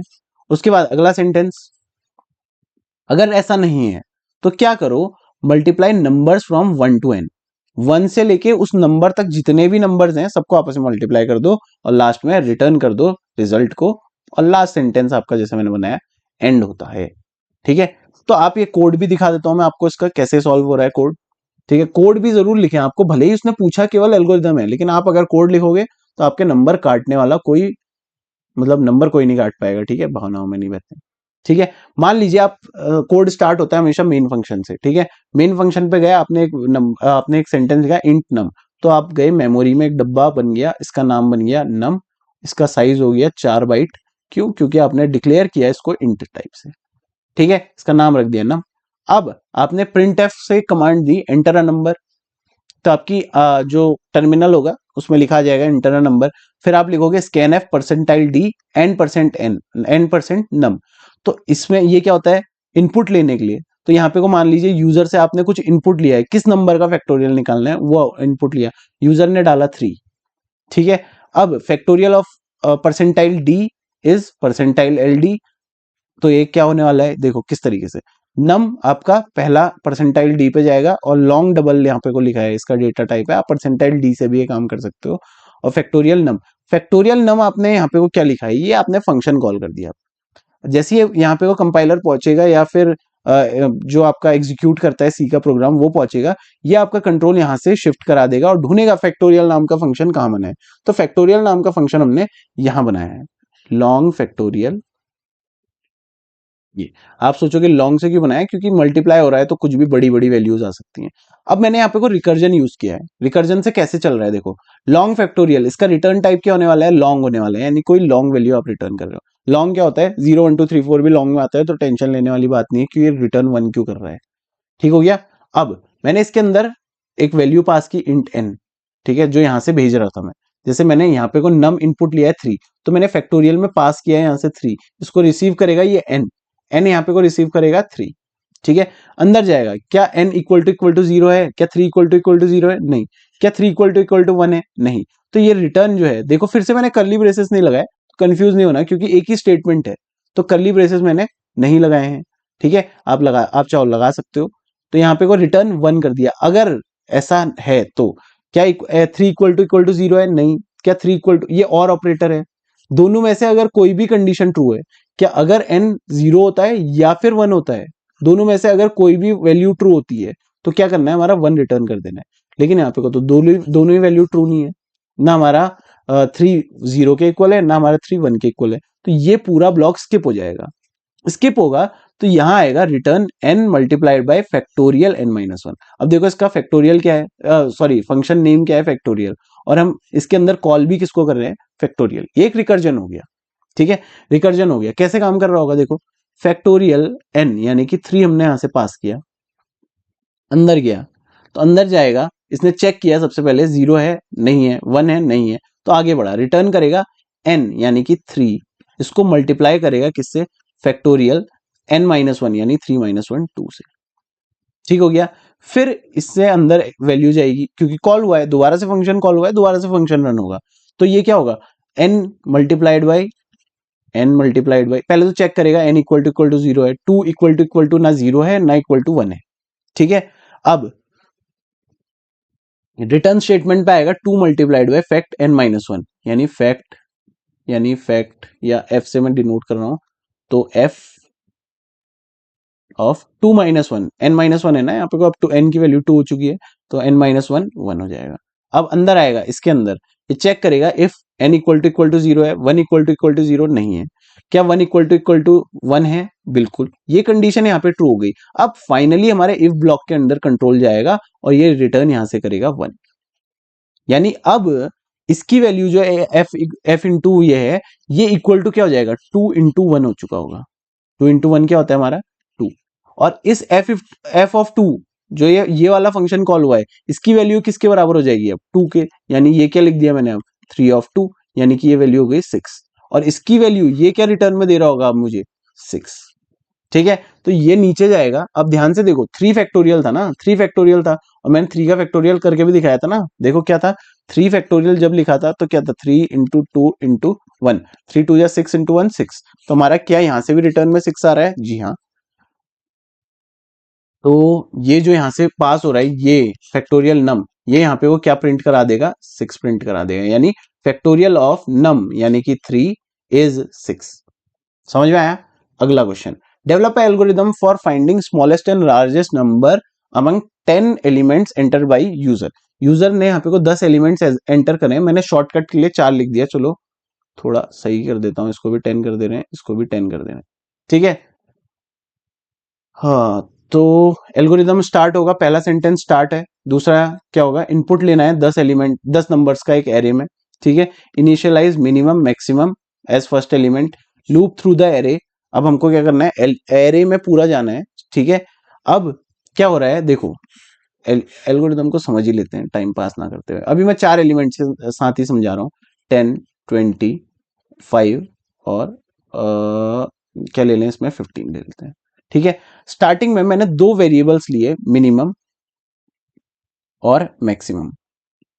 और क्या बोला है इसने, इनिशियलाइज कर दो, यानी कि इसको वैल्यू दे दो किसकी, फर्स्ट एलिमेंट की। फर्स्ट एलिमेंट क्या है, 10, यानी मिनिमम को भी 10 दे दिया, मैक्सिमम को भी 10 दे दिया। आगे चलो, लूप करो, लूप कर मतलब फॉर लूप लगा दो एलिमेंट वाइज। कहां से, अगर एलिमेंट कंपेयर करते हुए चलो कि एलिमेंट अगर मिन से छोटा होता है तो मिन को अपडेट कर दो। पहले जाएगा 20 में, 20 क्या मिनिमम से छोटा है? नहीं है। 5 पे जाएगा, क्या 5 मिनिमम से छोटा है? हाँ। तो ये इसको हटा देगा और 5 बन जाएगा वैल्यू। ठीक है, इसके बाद क्या एलिमेंट मैक्सिमम से बड़ा है? सबसे पहले जाएगा 20 के पास, क्या 20 इससे बड़ा है? जी हाँ। तो ये अपडेट कर देगा, इसको 20 हो जाएगा। अब इसकी वैल्यू 20 हो चुकी है। क्या 5 20 से बड़ा है? नहीं है। क्या 15 20 से बड़ा है? नहीं है। लास्ट में डिस्प्ले कर दो मिनिमम और मैक्सिमम और आपका एल्गोरिदम खत्म हो गया। आप देख सकते हैं मिनिमम की वैल्यू मिनिमम एलिमेंट के बराबर है और मैक्सिमम की वैल्यू मैक्सिमम एलिमेंट के बराबर है। कोड से भी इसको समझ लेते हैं। देखो, स्टार्टिंग में आपने एक एरे ले लिया, int ARR is equal to 10, और 2 वेरिएबल्स यहाँ पे को ले लिए, मिनिमम और मैक्सिमम। आपने क्या किया, एंटर 10 नंबर्स, ये आपने मैसेज प्रिंट कराया। उसके बाद एक फॉर लूप लगाया जिसके अंदर scanf percentile d n percent and of i, ऐसे क्या चलता रहेगा, एरे ऑफ जीरो में, ऐसे करके array of zero and array of zero, i की वैल्यू 0 है तो एरे ऑफ 0 पे आप एक वैल्यू इनपुट करा दोगे। फिर प्लस प्लस होगा, इसकी वैल्यू 1 हो जाएगी। ठीक है, ऐसे ही इसकी वैल्यू 2 हो जाएगी। ऐसे करके आप इनपुट लेते रहोगे। ठीक है, आपने इनपुट ले लिया। स्टार्टिंग में क्या किया आपने, मान लो आपने एक एरे बना लिया इस तरीके से, ध्यान से प्रोग्राम समझ लो। ठीक है, जैसे मैंने बनाया 10 5 15 8 7 6, ये मैंने एक एरे बना दिया। 10 एलिमेंट्स का है। अभी मैं इतने से ही समझा दे रहा हूं। देखो, स्टार्टिंग में मैंने मिनिमम और मैक्सिमम को एरे ऑफ 0 की वैल्यू दी थी। इंडेक्स पे देते हैं 0 1 2 3 4 5। ठीक है, स्टार्टिंग में मिनिमम को किसकी value they the, ARR of 0। ARR of 0 क्या है, 10। मैक्सिमम को भी ARR ऑफ 0 वैल्यू है, देखो यहां से एरे को, मैक्सिमम को भी क्या वैल्यू है, ARR ऑफ 0, यानी ये भी हो जाएगा 10। ठीक है, फिर आपने लगाया एक फॉर लूप जो इनिशियलाइज हो रहा है 1 से, यानी कि यहां से आई की वैल्यू स्टार्टिंग में क्या हो रही है, 1 हो रही है। ये चेक कर रहा है if ARR of I less then minimum है। ARR ऑफ आई क्या है, 5, क्या ये लेस देन मिनिमम है? अगर ये ट्रू होता है तो ARR ऑफ आई की वैल्यू मिनिमम में डाल दो। क्या ये कंडीशन ट्रू है? सॉरी, ये मैंने लिख ही उल्टा दिया। अच्छा हाँ, सही तो लिखा है ऐसे। क्या मिनिमम मेरा बड़ा है ARR ऑफ आई से? ये कंडीशन तो ट्रू हो गई। तो मिनिमम को ये क्या कर देगा, अपडेट कर देगा। देखो, ये कंडीशन जैसी ट्रू हुई यहाँ पे, यहाँ पर, कि अगर ARR ऑफ आई छोटा है मिनिमम से, जैसे कि 10 क्या था, यहाँ पे को ARR ऑफ आई की वैल्यू क्या थी, 5 हो गई, क्योंकि 1 है ना स्टार्टिंग में। आई की वैल्यू क्या है, आई की वैल्यू 1 है, ARR ऑफ आई की वैल्यू 5 है। तो क्या ARR ऑफ आई की वैल्यू छोटी है हमारे मिनिमम जो कि 10 था? ये कंडीशन ट्रू है। तो हमने क्या करना है, मिनिमम में ARR ऑफ आई की वैल्यू डाल देनी है, यानी इसमें क्या स्टोर करा दो, 5। ठीक है, ऐसे ही आगे बढ़ेंगे। क्या ARR of I maximum maximum से बड़ा है? क्या 5 10 से बड़ा है? नहीं है। फिर ये आगे प्लस प्लस होगा, आगे हुआ आई प्लस प्लस, प्लस प्लस होके क्या चेक करेगा, फिर 15 पे आएगा। क्या 15 5 से छोटा है? नहीं है। ठीक है। क्या 15 10 से बड़ा है? हाँ है, तो मैक्सिमम यहां से इरेज होके मैक्सिमम 15 बन जाएगा। फिर इसी तरीके से आएगा 8। क्या 8 5 से छोटा है? नहीं है। क्या 8 15 से बड़ा है? नहीं है। क्या 7 5 से छोटा है? नहीं है। क्या 7 15 से बड़ा है? नहीं है। इसी तरीके से 6 भी चेक करेगा, और लास्ट में जैसे ये लूप खत्म हो रहा होगा, हम क्या करें, प्रिंट करा रहे होंगे मिनिमम और मैक्सिमम को यहां से प्रिंट करा देंगे, तो हमारा मिनिमम आ जाएगा इस एरे का 5 और मैक्सिमम आ जाएगा 50। राइट, 10 नंबर्स के लिए भी इसी तरीके का काम कर रहा होगा। ठीक है। अब अगला क्वेश्चन क्या है, write a program to get details name roll number address and program of 10 students display the record. आपने क्या बनाया, एक स्ट्रक्चर बना दिया इसका। ठीक है, स्ट्रक्चर बना दिया। ठीक है, उसमें आपने क्या कर दिया, कैर नेम, एक एरे बना दिया कैरेक्टर्स का, इंट रोल नंबर, कैर एड्रेस, कैर प्रोग्राम। ठीक है। अब मेन फंक्शन में जाएंगे। मेन फंक्शन स्ट्रक्ट स्टूडेंट और स्टूडेंट्स 10, ये क्या है आपका डेटा टाइप, और ये इस डेटा टाइप का क्या है, एरे। ठीक है। आपने स्ट्रक्ट स्टूडेंट, जैसे आप लिखते थे इंट स्टूडेंट्स, ऐसे 10 लिखते थे ना, अब आपने इंट, ये क्या था, इस एरे का डेटा टाइप, इस एरे को डेटा टाइप को आपने अपने बनाए डेटा टाइप से चेंज कर दिया, जो कि आपका स्ट्रक्ट स्टूडेंट्स। ठीक है। अब ये क्या हो चुका है, स्ट्रक्ट स्टूडेंट्स, और इसने स्ट्रक्ट स्टूडेंट्स ये आपका डेटा टाइप हो चुका है, और आपके एरे का नाम है स्टूडेंट्स। आपको 10 लोगों का रिकॉर्ड स्टोर कराना था, तो आपने इसको साइज दे दिया 10। बात समझ में आई? इतना। आगे को चलते हैं। Int i, int i is equal to 0, आपने एक लूप चलाया, फॉर लूप आई 0 से। आपने क्या किया, पहले तो प्रिंट कराया। ठीक है, स्टूडेंट का नाम। ठीक है, तो यहां से आपने स्कैनएफ से percentile S students of I dot name, क्या किया, पहले एलिमेंट का नाम। मैंने क्या किया था, मैंने क्या बताया था, डॉट ऑपरेटर से आप इसके अंदर का कोई भी वेरिएबल को एक्सेस कर सकते हो। जैसे आपने इसके लिए एक नेम नाम का वो बनाया है, क्या बनाया है, एट्रीब्यूट बनाया है। ठीक है, स्टूडेंट्स नाम का क्या बनाया आपने, एक एरे बनाया है। ठीक है, स्टूडेंट्स ऑफ 0, स्टार्टिंग में आई की वैल्यू क्या रही होगी, 0। ठीक है, यानी कि पहला डब्बा। ठीक है, ऐसे ही 10 डब्बे होंगे आगे को, ऐसे। ठीक है, तो पहला डब्बा क्या है, स्टूडेंट्स, इस एरे का नाम है ना, ऐसे। ठीक है, इसका 0, तो 0 इंडेक्स 1 इंडेक्स 2 इंडेक्स 3 4 5 6 7, ऐसे ही 8 9 10 आगे को। ठीक है, ऐसे ही स्टूडेंट्स के 0 पे डॉट, आप पहले क्या इनपुट ले रहे हो, नेम।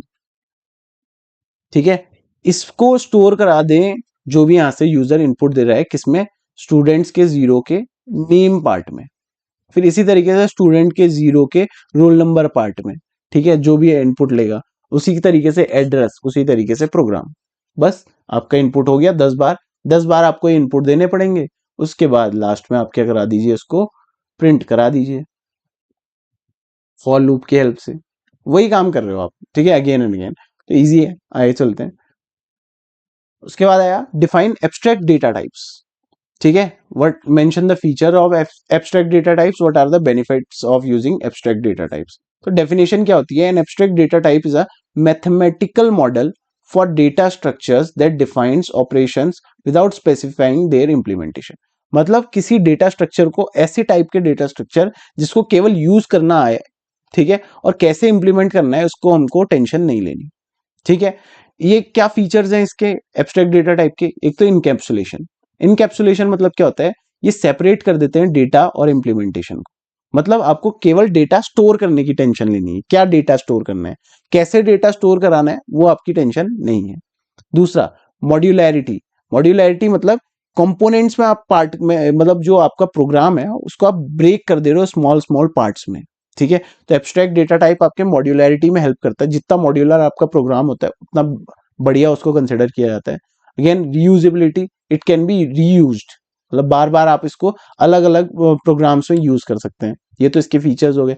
बेनिफिट्स क्या है, फ्लेक्सिबिलिटी देता है, एक बार आपने बना दिया तो उसको आप बार बार चेंज कर सकते हो। ठीक है, उसके बाद बेटर कोड ऑर्गेनाइजेशन, मैंने बताया मॉड्यूलरिटी, जितना बड़े, जितना मॉड्यूलर कोड है उतना ज्यादा आपका कोड माना जाता है। डेटा हेडिंग, क्योंकि इनकैप्सुलेशन हो रहा है, आपको क्या करना है, डायरेक्ट डेटा एक्सेस यहाँ पे को प्रोवाइड हो रहा है। इंश्योरिंग सिक्योरिटी, मतलब इंप्लीमेंटेशन पार्ट में आपका कोई अधिकार नहीं है, आप केवल डेटा स्टोर करवा रहे हो। एग्जाम्पल ऑफ एडीटी, एक स्टैक होता है। स्टैक एक टाइप का एब्स्ट्रैक्ट डेटा टाइप होता है। इसको इंप्लीमेंट करने का मैंने प्रोग्राम यहाँ पे को दिया है, आप चाहो तो लिख सकते हो, ठीक है, अच्छे नंबर के लिए। तो स्टैक का पूरा इंप्लीमेंटेशन मैंने यहाँ पे को दिखा दिया। सबसे पहले आपने एक साइज नाम का मैक्रो डिफाइन किया है, जिसको आप ग्लोबल डेटा टाइप भी बोलते हैं। एक्चुअली ये क्या होता है, मैक्रो होता है, ठीक है। इंट स्टैक साइज, दो एक और ग्लोबल वेरिएबल आपने डिक्लेयर किया, इंट स्टैक साइज। टॉप एक और वेरिएबल इंट टाइप का, ठीक है। आपने स्टैक नाम का एक वेरिएबल, स्टैक नाम का क्या बनाया है यहाँ पे को, एक वो बनाया है, क्या बनाया है, एरे। ये देखो आप, एरे का सिंटेक्स है इंट स्टैक, और इसके अंदर साइज, साइज क्या है आपका 5। ये यही तो एक्चुअल में आपने लिखा है। ये क्या है, आपका स्टैक नाम का एक एरे बना दिया। स्टैक्स आपके एरे और लिंक लिस्ट के थ्रू ही एग्जीक्यूट किए जाते हैं, ठीक है। और दूसरा आपने क्या किया है, इंट टॉप नाम का एक वेरिएबल बनाया है, इसको इनिशियल वैल्यू -1 दे दी है। आगे देखते हैं हम क्या कर रहे हैं। पुश, अच्छा स्टैक में बेसिकली समझ लो, इसमें 3 ऑपरेशन आप परफॉर्म कर सकते हो, पुश, पॉप और पीक। पुश होता है एलिमेंट को इंसर्ट कराना, ठीक है। पॉप होता है एलिमेंट को डिलीट करना, और पीक होता है उसके एलिमेंट्स को देखना, ठीक है। पुश जब भी करते हैं आप, हमेशा आप टॉप पे ही पुश करते हैं। जैसे कि अगर आप बात करें यहाँ पे को, ये है, मान लीजिए ये बुक्स का है, ये मैंने बुक्स रखी हैं, तो ये बुक का एक स्टैक है, ठीक है। अगर आप देखो, अब अगर मैं इसको बनाऊं, तो ये मेरी पहली बुक है। अब स्टैक पे अगर मैं अगली बुक को पुट मतलब इंसर्ट कराना है, तो मैं इसके नीचे नहीं डाल सकता, इसके ऊपर ही रखना पड़ेगा। ये होता है टॉप ऑफ द स्टैक। अगला अगर बुक इंसर्ट करनी है मुझे, तो ये again top of the stack पे जाएगा। अगला बुक जाएगी तो टॉप ऑफ द स्टैक जाएगी। अब ये है, मैंने 4 बुक इसमें पुश कर दी है। पॉप बोले तो इसको निकालना है मुझे, ठीक है, डिलीट करनी है ये बुक्स। तो क्या करूंगा मैं, पॉप करूंगा। तो हमेशा पॉप, क्या आप नीचे वाली बुक इससे डायरेक्ट डिलीट कर सकते हो, खींचोगे नहीं खींचेगी, ठीक है। अब तरीके लगाओगे तो खींची जाएगी, लेकिन जनरली क्या होता है, खींचोगे तो नहीं खींचती, ठीक है। अब आपको इसको डिलीट करना है, तो क्या करना पड़ेगा आपको, टॉप पे जो बुक है उसको हटाना पड़ेगा। तो ये टॉप वाली बुक क्या हो गई, पॉप हो गई, यानी डिलीट हो गई। अगेन टॉप वाली बुक क्या हो गई, पॉप हो गई। टॉप वाली बुक पॉप हो गई, टॉप वाली बुक पॉप हो गई, आपका स्टैक एम्प्टी हो गया। इस तरीके से स्टैक काम करता है, पुश और पॉप के फॉर्म में, ठीक है। आपका पुश कर रहे हो कोई वैल्यू, अब यहाँ पे को स्टैक होगा इस तरीके से, ठीक है। स्टैक ऑफ बुक्स और स्टैक ऑफ डेटा एक तरीके से ही काम करता है। स्टार्टिंग में आपने एक स्टैक बना दिया, किस नाम का, स्टैक, और इसका साइज आपने लिया है स्टार्टिंग में 5, ठीक है। स्टैक, बहुत ही अच्छी स्पेलिंग लिख दी मैंने, ऊपर भी शायद गलती लिखी है, मेरे को याद आ रहा है। स्टैक, ठीक है। हाँ, तो अब मेरे को क्या कराना है, पुश ऑपरेशन परफॉर्म कराना है। तो if top is equal to size -1, अगर टॉप साइज -1 हो जाए, ये अभी स्किप कर देते हैं, क्यों, मैं समझाऊंगा, ठीक है, मैं समझाऊंगा, ध्यान दो। अभी टॉप की वैल्यू मैंने स्टार्टिंग में क्या ली है, -1 ली है, राइट। अब मैं क्या करूंगा, स्टैक के प्लस प्लस टॉप पे वैल्यू स्टोर करा दूंगा। स्टैक के प्लस प्लस टॉप, स्टैक के प्लस प्लस टॉप -1 पे, प्लस प्लस मतलब क्या होता है, -1 + 1, ये क्या हो जाएगा, 0। अपने क्या बनाया था, स्टैक का एरे ही तो बनाया था। तो एरे की इंडेक्सिंग कहां से स्टार्ट होती है, 0 से। स्टैक के 0 पे आपने पहली वैल्यू इंसर्ट करानी, मान लीजिए 10, तो ये आ जाएगी इधर, ठीक है। अब टॉप की वैल्यू भी +1 हो चुकी है, और स्टैक की वैल्यू भी यहाँ पे को एक वैल्यू इंसर्ट हो चुकी है। अगर ध्यान दो तो 1 2 3 4, आपने स्टैक का साइज कितना लिया था, ध्यान दो, स्टैक का साइज आपने 5 लिया था ना। तो इसमें 5 एलिमेंट स्टोर हो रहे हैं, ये पहला, ये दूसरा, ये तीसरा, ये चौथा, ये पांचवा, ठीक है। अब टॉप की वैल्यू आपने एक वैल्यू इंसर्ट करा दी यहाँ वाली। अब टॉप आपका कहां पे आ चुका है, ये, sorry sorry sorry sorry sorry sorry, क्या हो गया है, टॉप की वैल्यू आपने प्लस प्लस टॉप किया, प्लस प्लस टॉप बोले तो टॉप की वैल्यू पहले -1 थी, -1 प्लस प्लस यानी कि +1 कर दिया। अब टॉप की वैल्यू क्या हो चुकी है, 0, यानी टॉप यहाँ पे को आ चुका है। अगर आप पॉप कराओगे तो पहले 10 ही निकलेगा। अब अगला आपको एलिमेंट पुश कराना है इसमें, तो अंदर आएगा, फिर से टॉप प्लस प्लस होगा, यानी कि अब 0 + 1 क्या हो जाएगा, टॉप की वैल्यू स्टैक 0, अभी टॉप की वैल्यू क्या है, 0, प्लस प्लस टॉप बोले तो +1 यानी स्टैक का 1, ठीक है। यहां पे को आ जाएगी अगली वैल्यू, इस पे आ जाएगा 20। आपने मान लो अगला 20 स्टोर करा रहे हो। ऐसे ही प्लस प्लस टॉप होगा, स्टैक की वैल्यू 2 आ जाएगी, यहाँ पे को आ जाएगा 30। ऐसे ही प्लस प्लस टॉप, स्टैक की वैल्यू 40।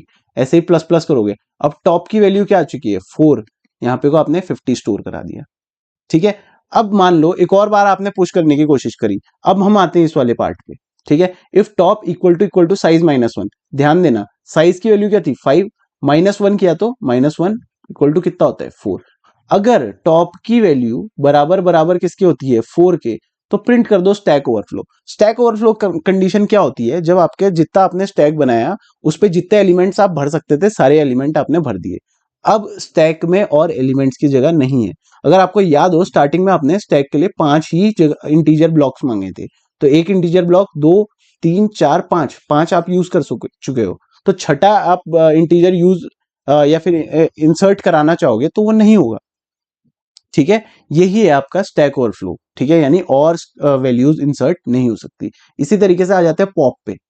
पॉप आपका कैसे काम कर रहा होगा, if top is equal to -1, अगर टॉप की वैल्यू -1 हो जाए तो वो क्या हो जाएगा आपका स्टैक अंडरफ्लो हो जाता है। कैसे, अभी देखो पूरा समझा दो। ठीक है, अभी आपका स्टैक क्या है 10 20 30 40 और 50, राइट। इंडेक्सेस 0 1 2 3 4, यहां पर आपका क्या है अभी टॉप है। तो पॉप अगर आपको करना हो तो पॉप क्या करते हो आप, टॉप माइनस माइनस कर देते हो। जस्ट जैसे ही आपने टॉप माइनस माइनस किया, अब आपके टॉप की वैल्यू क्या हो गई 3 हो गई। ठीक है, ये अब आपका स्टैक कितना बचा, केवल इतना बचा है। अब ये वैल्यू कहां है क्यों है किसी को मतलब नहीं है, राइट। इसी की तरीके से आपने एक और बार टॉप माइनस माइनस कर दिया, अब टॉप की वैल्यू क्या हो जाएगी 2 हो जाएगी। अब आपका स्टैक कितना बचा है, ये नहीं रहा आपका स्टैक, अब आपका स्टैक ये हो गया टॉप से। ठीक है, फिर माइनस माइनस किया, अब आपका टॉप इतना बचा, फिर माइनस माइनस किया इतना बचा, फिर माइनस माइनस किया, अब टॉप -1 हो जाता है। ठीक है, इस कंडीशन में। ठीक है, टॉप -1 हो गया। फिर ये चेक करेगा अगर और आप पॉप ऑपरेशन इस पे परफॉर्म कराए तो टॉप इक्वल टू -1 है, हाँ है, तो स्टैक अंडरफ्लो, यानी कि अब इससे ज्यादा वैल्यूज डिलीट नहीं हो सकती। यानी कि अब आपके स्टैक पे कुछ है ही नहीं, तो उससे क्या डिलीट कर रहे हो, ये मैसेज यहाँ पे को प्रिंट हो जाएगा। अंडरफ्लो होता है जब आप डिलीट करने की कोशिश करो एम्प्टी स्टैक में, और ओवरफ्लो होता है जब आप इंसर्ट करने की कोशिश करो फुल स्टैक में। ठीक है, इसी तरीके से पीक होता है, पीक मतलब आपको देखना है एलिमेंट को। ठीक है, इफ टॉप -1 है यानी टॉप की वैल्यू इनिशियलाइज जिस कंडीशन में हुई थी वही है, तो आपका स्टैक क्या हो जाता है एम्प्टी। अदरवाइज स्टैक का टॉप जो भी आपका टॉप एलिमेंट है उसको देखना। पीक मतलब झांकना होता है ना, अगर आपका टॉप वैल्यू जो भी है आपकी उसको आप चेक कर रहे हो कि क्या है, रिटर्न क्या कर रहा है स्टैक का टॉप, तो वो क्या होता है आपका एक्चुअल में पीक करना कहते हैं। ये 3 चीजें होती है स्टैक में। उसके बाद आप मेन फंक्शन यहां से बना सकते हो इस तरीके से। ये क्या कर रहा है, खाली फंक्शंस को कॉल कर रहा है, आप देख लीजिए। ठीक है, ये आपका प्रोग्राम है, इसका पीडीएफ आपको मिल जाएगा। ठीक है, अच्छा ध्यान दीजिएगा, अगर आप पूरे वीडियो लेक्चर में नहीं देख रहे हैं तो आपका बड़ा नुकसान होने वाला है, क्योंकि मैंने आपका ये पीडीएफ कर दिया क्लियर, जो भी मैंने लिखा है ना वो हो चुका है अब गायब। ठीक है, तो अगर आपको इसको अच्छे से डिटेल में समझना है तो वीडियो आपको पूरा देखना पड़ेगा। और इस वीडियो के बाद मैं गारंटी ले रहा हूं कि आपके 5 मार्क्स और 10 मार्क्स के क्वेश्चन तो आसानी से पूरे बन जाएंगे। ठीक है, वीडियो अगर आपने यहां तक देखा है तो बहुत बहुत धन्यवाद, आपका एग्जाम शुभ हो। Thank you.